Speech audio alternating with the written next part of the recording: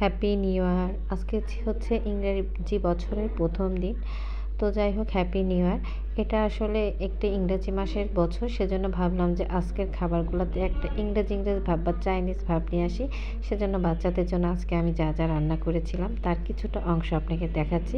এখানে আমি rice fry করেছিলাম, চিকেন ফ্রাই করেছিলাম, একটা চিকেন কারি করেছিলাম, তার সাথে করেছিলাম হচ্ছে একটা ভেজিটেবল সবজি, চিকেন চাইনিজ সবজি যেটাকে বলে সেটা। তো যাই হোক, এই যে আমার রান্না শুরু করে দিয়েছি।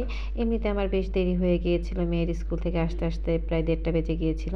তো তাড়াতাড়ি করে এসে সমস্ত কিছু রেডি করে ফেললাম। এই যে আমি এসে প্রথমে পানি বসিয়ে দিয়েছিলাম, তারপরে পোলাও চাউলগুলো ধুয়ে এই যে এই পানিগুলোর মধ্যে দিয়ে দিয়েছিলাম। তো যখনই দেখলাম যে ভাতটা মোটামুটি উতলে আসছে, তো তখন আমি তার মধ্যে তেল দিয়ে দিলাম। দেখলেন, তেল দেওয়া হলে কিছুক্ষণ পরে যখন 80% সিদ্ধ হয়েছে তখন ফ্যানটা গেলে নিয়েছি। তো আমি এই যে এটা রাইসটা ফ্রাই করার জন্য আসলে কিছুটা সময় পরে এটা ফ্যান গালার পর ঠান্ডা হওয়ার পরে মোটামুটি একটু, তারপরে আমি এটা করেছিলাম।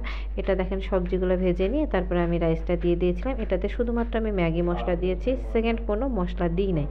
তো এবার আমি হচ্ছে যে কারিটা করেছিলাম অনেকটা চিলি চিকেন স্টাইলে করেছিলাম, এই জন্য আমি মশলা দিয়ে ম্যারিনেট করে রেখেছি। এর মধ্যে ডিম দিয়েছিলাম আর হচ্ছে তার সাথে দিয়ে দিয়েছিলাম হচ্ছে একটু কর্নফ্লাওয়ার, যাতে একটু শক্ত শক্ত ভাব আসে এর মধ্যে আর কি, ভাজাটা সুন্দর হয় একটু। তো যাই হোক, যে মেখে মোটামুটি 15 মিনিট থেকে 10 মিনিট রেখে দিতে হবে। হাতে সময় থাকলে আর একটু বেশি সময় আপনারা রেখে দিতে পারেন। তারপরে একটা প্যানের মধ্যে তেল গরম করে আমি একটা একটা করে চিকেন দিয়ে এটাকে ভেজে নেব। একবারে চিকেনগুলো দিতে যাবেন না, তাহলে এটা সুন্দরভাবে ভাজা হবে না। তো যাই হোক, এই যে আমি প্যানের মধ্যে দিয়ে দিচ্ছি। এটা মোটামুটি ভালোই একটু ভেজে নিতে হবে, একটু লাল লাল করে।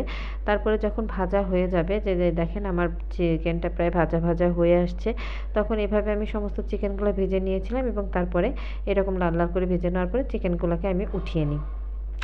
উঠিয়ে নেওয়ার পরে হচ্ছে যে প্রসেসটা করি সেটা হচ্ছে আমি হচ্ছে আদা আর রসুনটাকে মোটামুটি তেলের উপর ভেজে নিয়েছিলাম। তারপরে হচ্ছে পেঁয়াজটা দিয়ে দিয়েছিলাম। বললাম না, পুরো চাইনিজ স্টাইল করি নাই, যেটা চিলি চিকেন স্টাইল। তো অনেকটা কারি কারি ভাবে এনেছিলাম যাতে মশলা ঝোলটা ঘন ঘন হয়। তো এই যে আমি পেঁয়াজ দিয়ে অনেকটা ভেজে মোটামুটি মশলা যেভাবে আমরা ভুনা করি, মশলার জন্য আদা রসুন পেস্টও দিয়ে দিলাম। তো সেইভাবে দেখেন মশলাটাকে ভুনিয়ে নিয়েছি। এর মধ্যে শুধু একটু টমেটোটা আস্ত দিয়েছিলাম আর দু একটা পেঁয়াজও একটু আস্তে আস্তে দিয়েছিলাম যাতে দাঁতে বাঁধলে ভালো লাগে। তারপরে এর মধ্যে এটা কষানো হয়ে গেলে আমি এর মধ্যে মাংসগুলো দিয়ে দিই। এটার একটা লাস্ট প্রসেস হচ্ছে, যেটা নামানোর আগে আমি হালকা একটু কর্নফ্লাওয়ার গুলিয়ে দিয়েছিলাম যাতে ঝোলটা খুব সুন্দর ঘন হয়। আর যদি কেউ না দিতে চান তাও দিতে পারেন, ঝোল রাখলে ঝোল রাখতে পারেন, নাহলে এই অবস্থাতেই ভাজা ভাজা করে নামাতে পারেন, যেহেতু চিকেনটা সিদ্ধ হয়ে গেছিলো, ভাজা হয়ে গেছে। তো যাই হোক, এবার এখন আমি যখন চাইনিজ ভেজিটেবলটা রান্না করব, সেজন্য পানিটা সেদ্ধ করে আমি সবজিগুলো সব দিয়ে দিলাম। আমি এর মধ্যে নিয়েছিলাম হচ্ছে পেঁপে, গাজর, ফুলকপি, পাতাকপি, এই 4 রকমের সবজি দিয়েছিলাম। সেদ্ধ হয়ে গেলে এবার আমি যে চিকেনগুলো আমি ভেজে নিচ্ছি। ভেজে সমস্ত সবজি আমি একবারে দিয়ে দিয়েছি। এর মধ্যে আমি তেমন কোনো মশলা অ্যাড করিনি, শুধুমাত্র স্বাদমতো লবণ দিয়েছিলাম, জিরা গুঁড়ো আর ধনিয়া গুঁড়ো, আর কিছুই দিই না। আর লাস্টে নামানোর আগে কর্নফ্লাওয়ার গুঁড়ো আর ময়দা 2 চামচ গুলি এর মধ্যে দিয়ে যতটুকু পরিমাণ মতো ঝোল রেখে নামিয়ে নিয়েছিলাম। আর চিকেন ফ্রাই সচরাচর আমরা যেভাবে করি, মশলা মেখে রেখেছিলাম, তারপরে ডিম দিয়ে আর এর সাথে পলটা মানে লাগিয়ে তার সাথে হচ্ছে কর্নফ্লাওয়ার আর ময়দা মেখে সুন্দর করে এটার সাথে লাগিয়ে যে ভেজে নিয়েছি। এটা আসলে আলাদা রেসিপি করা যায়, সেটা হয়তো একসময় আমি আপনাদেরকে দেখাবো। তো রান্না বাড়া শেষ। এই যে আমি চাইনিজের প্লেটটা সাজিয়ে নিয়েছি।